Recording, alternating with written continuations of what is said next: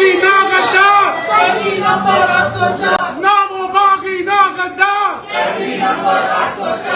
اس کا مطلب یہ ہے کہ اتنی گھٹیا کیفیت ہے کہ وہ ہر چیز دیکھتے ہیں، انکلوڈنگ دا فیکٹ انہوں نے دوربین لگا کر یہ تلاش کیا عدت کے تلاشی اور وومن کی مینسٹریشن کی گنتی کرنی تو لہذا آپ کے اوپر دوربینیں بھی ویری کیئرفل ہے۔ آپ اپنا پاکستان دیکھو، مجھے اس بات کی فکر نہیں ہے کہ میری آپ بات ریکارڈ ہو، میرے ٹیلی فون ریکارڈ ہو، کیونکہ دیکھو میرے دل سے اور عمران خان کے دل سے کبھی پاکستان کے خلاف بات نہیں نکل سکتی، کبھی پاکستان کے ساتھ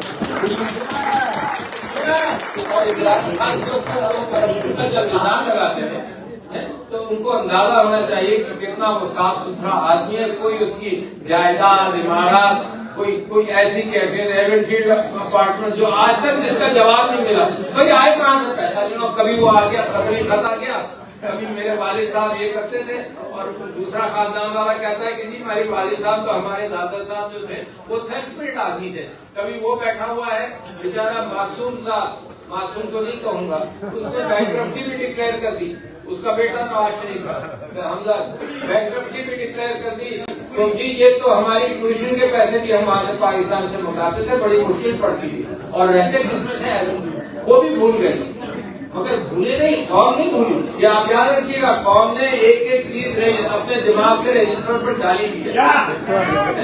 جب یہ 91% کی جب آپ سے بات ہوتی ہے۔ اچھا تو میں آپ سے یہ کہہ رہا تھا کہ میں آیا کیوں؟ میں آیا اس لیے کہ میں ایک تو پاکستان کی تکلیف دنیا کو بتاؤں۔ عمران خان صاحب مسلسل کہتے رہے I want the world to understand what is happening as far as human rights in Pakistan is concerned۔ ان کے خطوط جو اندر سے نکلے ہیں اس کے اندر مسلسل اس بات کا اظہار کیا۔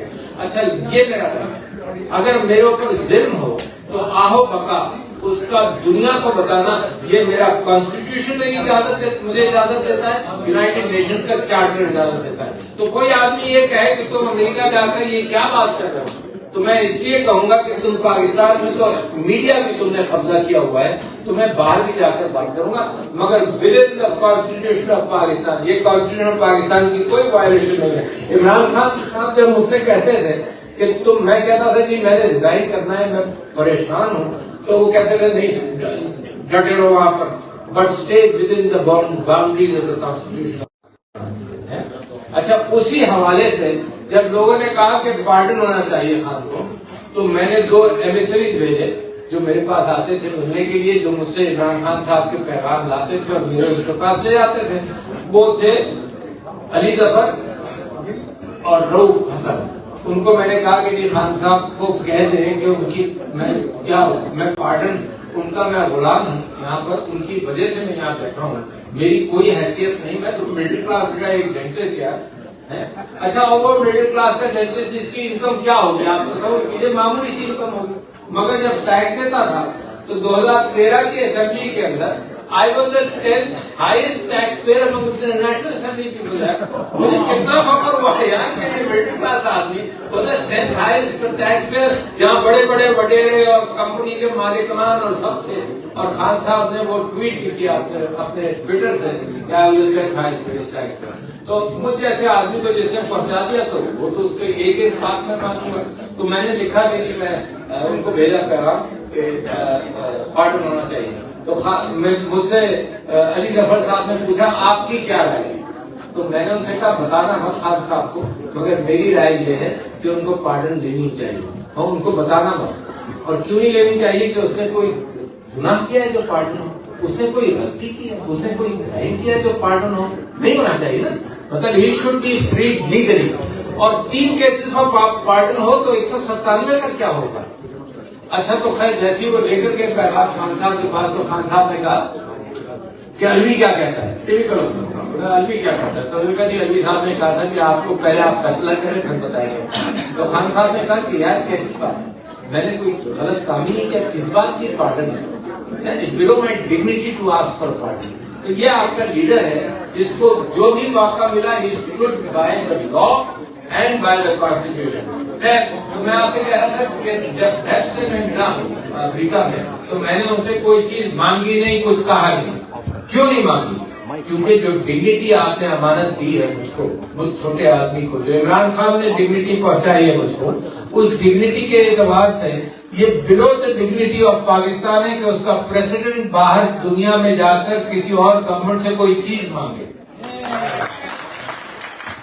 تو میں نے تو یہاں پر حقیقت بتا رہا ہوں، please don't miss interpret it. میں نے تو یہاں یہ بھی نہیں کہا کہ آپ لوگ میری مدد کیجئے عمران خان کی راہی میں.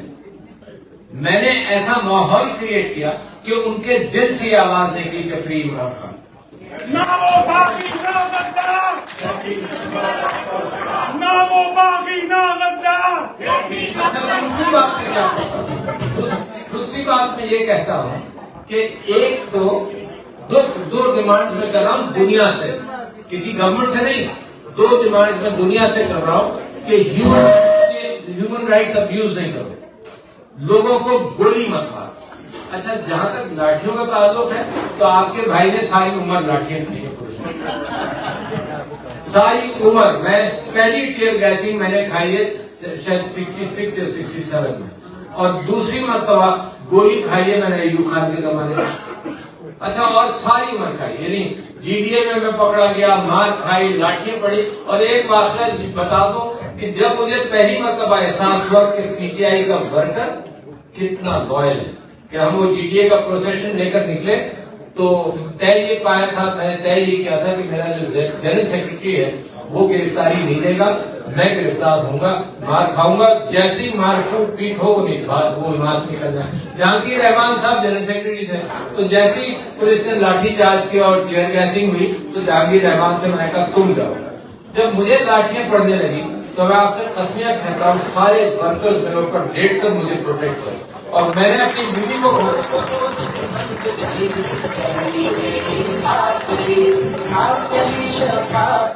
اچھا یہ وہ ترانے ہیں جو 97 میں چلے تھے، اور جب ہم سمجھتے تھے یہ ترانے اور یہ ریلیوں سے ہم جیت جائیں گے،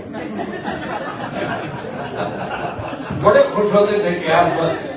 کوئی ہمیں اندازہ نہیں تھا کہ لوگوں کو رجسٹر کرنا ہے، لوگوں کے گھر جا کر کیمپیننگ کرنی ہے. ہمیں کہا بس یہ ریلی نکلی ہے، خان صاحب کو اوپر بٹھا دیا ہے اور گاڑیاں پیچھے ہیں، اب دیکھنا الیکشن میں کیا ہوگا. ایک سیٹ نہیں ملی. اچھا بٹ اچھی یادیں ہیں ماشاء اللہ. تو میں آپ سے یہ کہہ رہا تھا کہ ایک تو یہ کہ گولی نہیں مارے، لوگوں کو شہید کرے. اور آپ کو احساس ہونا چاہیے کہ عمران خان نے دوبارہ اتنے دنوں میں کال کیوں نہیں دی. عمران خان اتنی تکلیفیں دیکھتا ہے اور رسپونڈ کرتا ہے. جب اس کو شوکت خانم کے حوالے سے اسپتال بنا دیا ہوا ہے، اس نے غربت دیکھ کر پناہ گاہیں چلے، اس نے ہیلتھ کارڈ شروع کیا. اینڈ مطلب میں تو اس کو جانتا ہوں، گاڑی میں بیٹھے بیٹھے جو اس کا کسی بھکاری کو دیکھ کر، کسی غریب کو دیکھ کر جو اس کے دماغ پر بات آتی ہے، تو لہذا اس کا جو کمپیشن ہے. ڈو یو تھنک کہ جو 12 سے زیادہ لوگ شہید ہوئے اس کا اس کو غم نہیں ہوگا؟ کتنا بڑا غم ہوگا. تو لہذا اگر وہ بات کرتا ہے کہ اب بھی میں نیگوشیشن چاہتا ہوں، اس وجہ سے چاہتا ہوں کہ اس کو جانوں کی حقیقت، اگر وہ کہتا ہے کہ میں نیگوشیشن چاہتا ہوں تو دیکھو کتنا خوددار آدمی ہے، مگر اس کے باوجود ملک کی خاطر یعنی مسلسل کہتے جا رہے ہیں اور لوگ اس کے منہ پر دروازہ بند کرتے ہیں کہ نہیں بات کریں، نہیں بات کریں. پھر بھی وہ کہتا ہے کیونکہ اس کا گھر ہے. میرے گھر میں کوئی گھس آئے گا تو میں تو ہر کوشش کروں گا کہ اس سے بات کروں. اچھا گھر میں قبضہ کسی کا، وہ کہتے ہیں کہ مالی سے بات کریں. یہ جو مالی ہے نا، چور مالی 47 والے، ان کے ہاتھ میں ہے کیا کہ ان سے بات کی اردری. مگر عمران خان نے پھر بھی کہا کہ ان سے بھی ٹک دا باکس. لوگ کہتے تھے کہ یار سیاستدانوں سے تو بات کر لو، ٹک دا باکس. ان سے بھی بات کر کے دیکھ لیا تو وہ بات کرتے تھے. آج پھر 2 ہفتے مالکوں کے پاس جاتے تھے، مالکوں کو کہتے تھے سر آپ بتائیے ہم کہتے ہیں تو سر جو ہے نا وہ کہتے تھے بھائی نہیں تو کیا کیوں تنگ کر رہا ہے نا. جیسے کارتک میں ویسے کارتک میں آ کر بڑے خوش ہو کر پھر بیٹھ جاتے ہیں. تو میں اس کام کے لیے آیا تھا. اور ایک تو گولی مت تھا، دوسرے میں کہہ رہا تھا سوشل میڈیا کو آزاد کر دینا. Twitter is the only social media in Pakistan جس سے لوگوں کو خبریں پہنچ گئی. آپ نے بندے کو 0 کر دیا کیونکہ اس سے 3 دن پہلے تک ٹویٹر کھولا تھا. ٹھیک ہے نا, بلے کو آپ نے زیرو کر دیا, اب یہ اس کو بین کر دے. اور میرا چیلنج یہ ہے, اور میں نے اپنی پچھلی تقریر میں بھی یہ کہا تھا کہ کسی کو ان کو بتا مت دینا, لہٰذا میرا چیلنج یہ ہے کہ اگر یہ گولی نہ چلائے اور بلڈر کو آزاد کر دیں تو 2 مہینے میں تبدیلی آ جائے گی, زیادہ دیر نہیں لگیں گے. سارا پنجاب اگر نہیں کیے کرتے تو لوگ نکلیں گے مگر دیر سے نکلیں گے. ٹھیک ہے, کیونکہ جو خوف ہے بڑا آسان ہے آپ کا کہنا, یہاں پر بیٹھ کر یہ میرا کہنا کہ لوگ نکلیں اور جان دے دیں. It's easy for us go away, but imagine what has happened there. جو ظلم ہوا ہے اس کی حد آپ کو نہیں معلوم, اس کے باوجود آپ نے ایسے ہیرو پیدا کیے ہیں کہ سب سے بڑی چیز کہ پاکستان کے اندر دنیا کی تاریخ رقم ہو رہی ہے. ذرا اس کو سمجھ لیں. میں آپ کو ہوپ نہیں دلا رہا, میں محسوس کرتا ہوں وہ آپ کو بتا رہا ہوں. 90% قوم عمران خان کے ساتھ.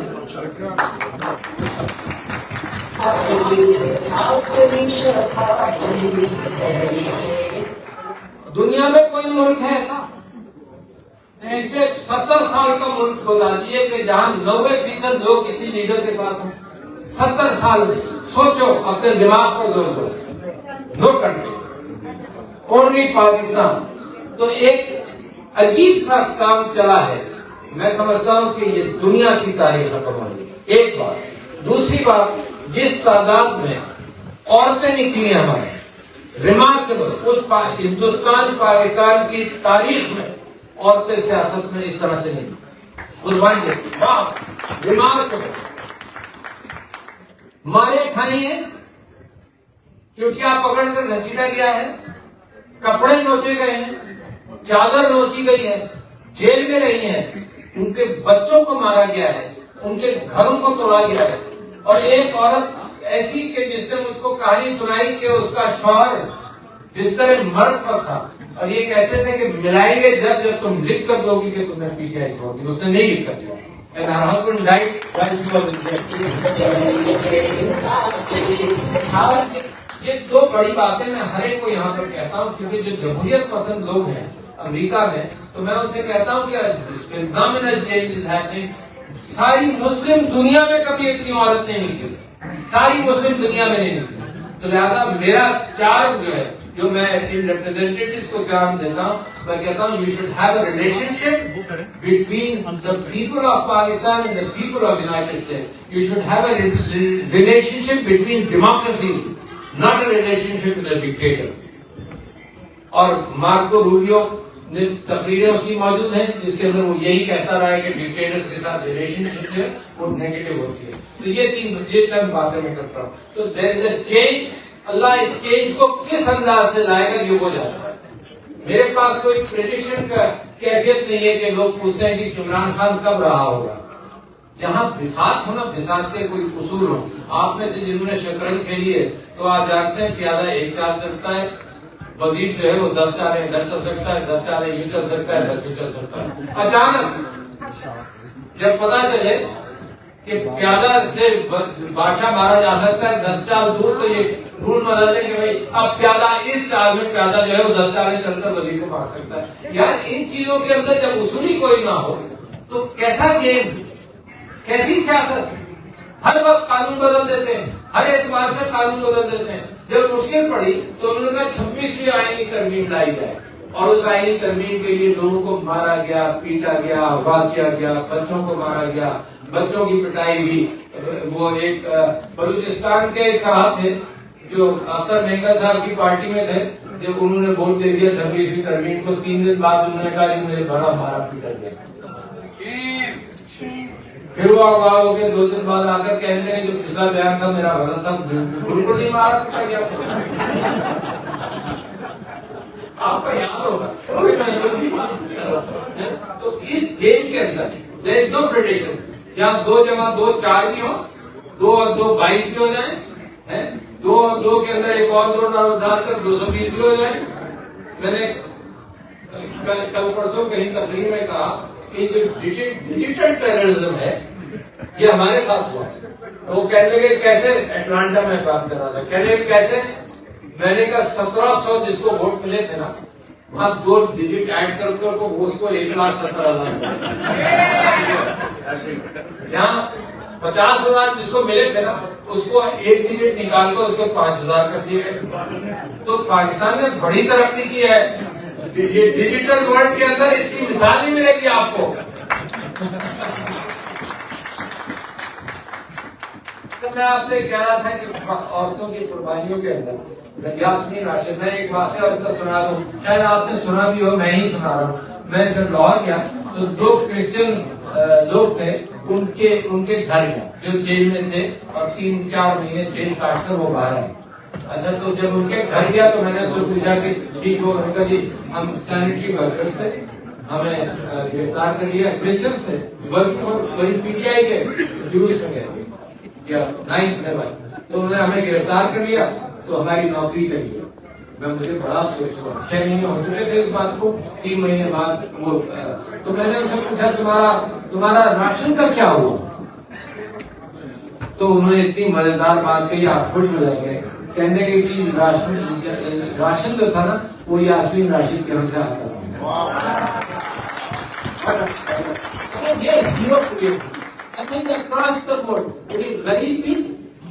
غریب عورتیں، غریب مرد اور امیر، خدیجہ شاہ ٹاپ ڈیزائنر اور شوہر، ٹھیک ہے، امیجن کریں. اور غریب عورت وہ عورت جس کے پاس میں فیصل آباد میں گیا تو فیصل آباد میں بیچاری 6 مہینے کا بچہ اس کی گود میں، اور husband was arrested when she was pregnant.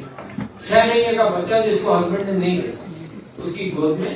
اور وہ مجھے رو کر قصہ سنا رہی تھی کہ میں آرمی کی گرفتاری میں آرمی ریسٹ، تو وہ رو کر قصہ سنا رہی تھی کہ پہلے میں اپنے گھر میں رہی، پھر پیسے ختم ہو گئے تو میں اپنی ساس کے یہاں گئی، پھر جو ساس بہو کرتی وہ ہوا پھر اپنی ماں کے یہاں چلی گئی. اور اب میں پی ٹی آئی کے پاس اب آئی. کیوں آئی؟ کیونکہ اس نے سوچا کہ پی ٹی آئی کے پاس جاؤں گی تو میرے اوپر اور ظلم ہوگا. But when she had nothing in her hands except her child, پھر وہ پی ٹی آئی کو اس نے کہا کہ مجھے بدل کے تو ذرا تصور کرو کس طرح سے عورتوں نے قربانی دی. تو اس پاکستان اور اس موومنٹ کا کوئی بال اٹھا نہیں کر سکتا، بیکاز 90% پیپل انکلوڈنگ وومن اور ایسی عورتوں کی جدوجہد آپ نے مغرب میں بھی نہیں دیکھی ہوگی. میں چیلنج کرتا ہوں جس طرح سے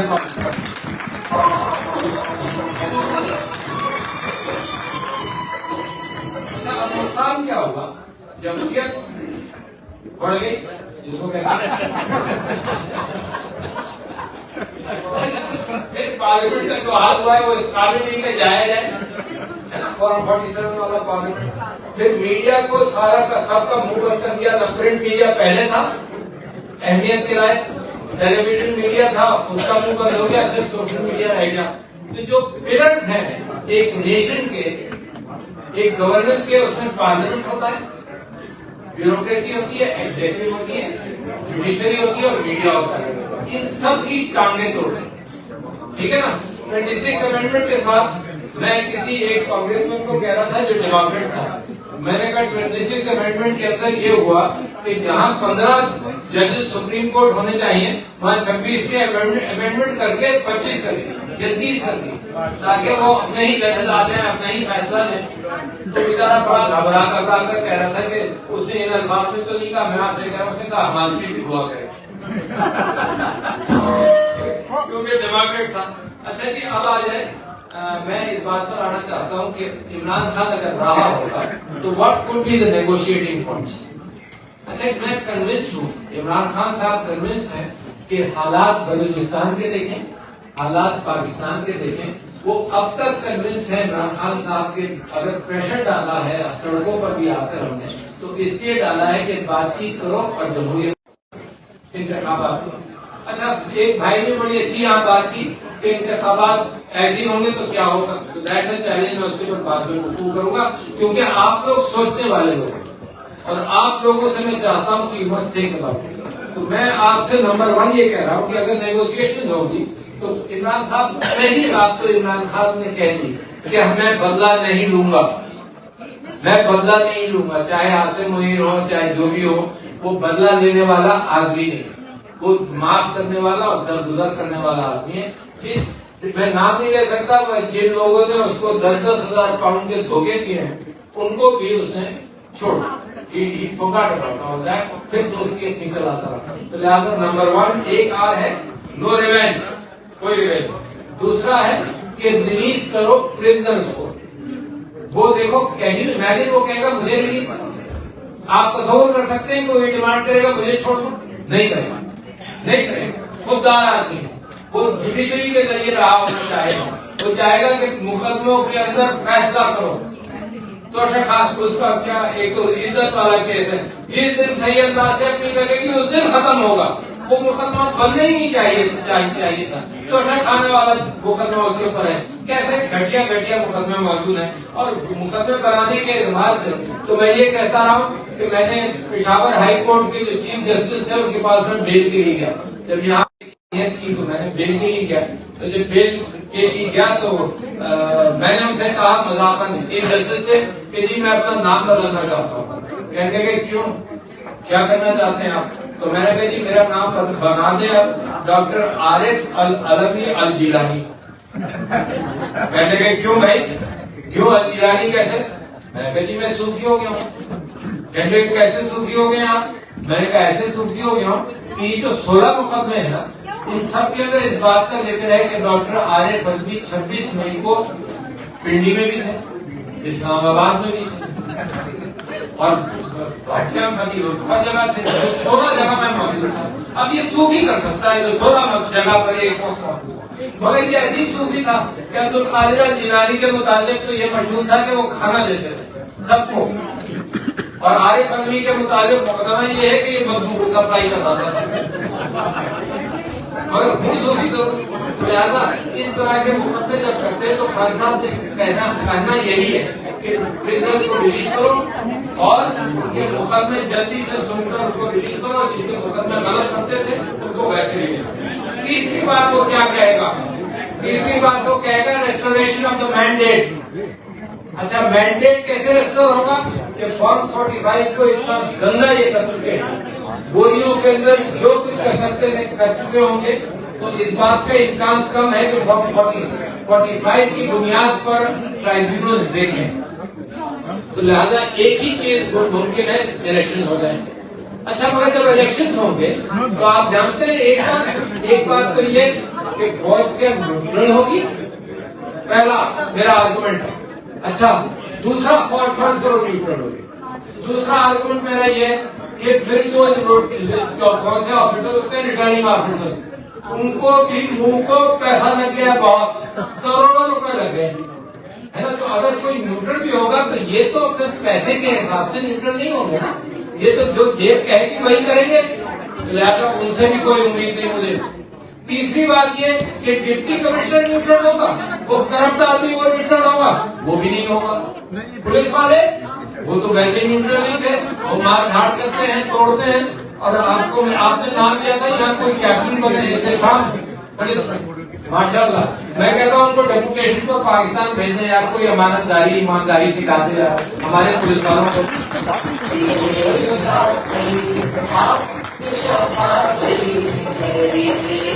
میں اپنی گفتگو جلدی ختم کروں گا کیونکہ وہ جو عنایت ہے شہباز گل صاحب کی وہ بھاری ہو رہی ہے، میں بار صورت آپ سے یہ کہنا چاہتا ہوں جی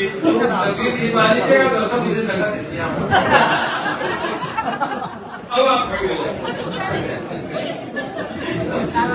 میں آپ سے یہ کہنا چاہتا ہوں کہ دیکھو عمران خان کی قیادت میں بہت بڑا کام ہوا، آپ کو یاد ہے کون سا کووڈ والا، اچھا کیوں کامیاب ہوئے؟ اگر آپ اس کو دیکھیں تو میں نے پبلکلی یہ کہہ رہا ہوں کہ جنرل عاصم منیر سے میں نے کہا کہ دیکھو اس سے سبق سیکھو۔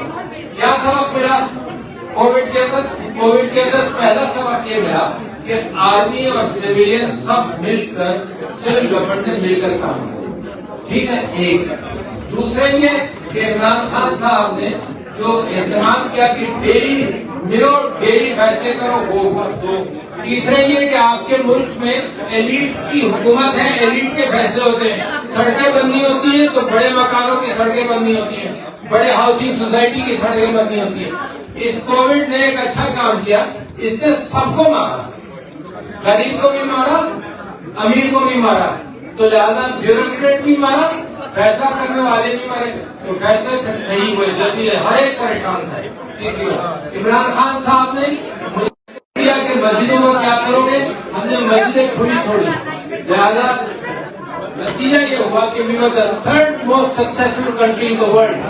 مگر عمران خان کا کمپیشن یہ تھا, عمران خان صاحب کا کمپیشن یہ تھا کہ میں لاک ڈاؤن نہیں کروں گا, تو دنیا نے اسے سیکھا. دس از سم تھنگ جو آپ کی سکسیس.